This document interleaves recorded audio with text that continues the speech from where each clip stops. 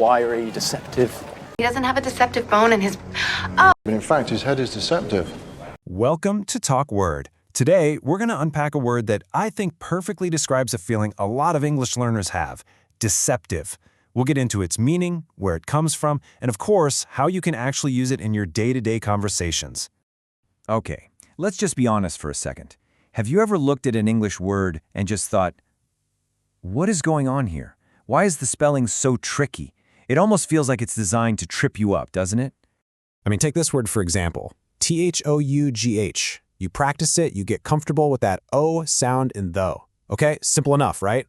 But then, bam, this one shows up, spelled almost the exact same way, but all of a sudden it's pronounced tough. Wait, where did that O sound go? Now it's an UF sound.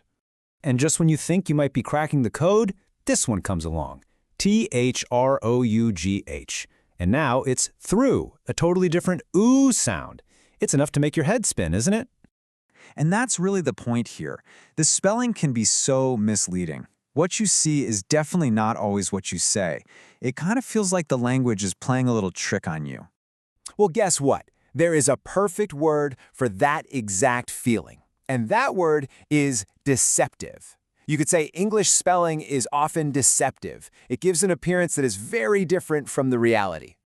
This deceptive spelling thing is a huge hurdle for so many English learners. So we got to thinking, what's the best way to really tackle this problem head-on? So we actually built a tool to help with exactly this.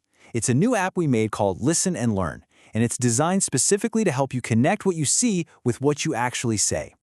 So you can master pronunciation just by listening, you'll improve your spelling with practice, and then you can use dictation to really test your skills. It's like a focused workout for this exact challenge. All right, that's just a quick tip for you.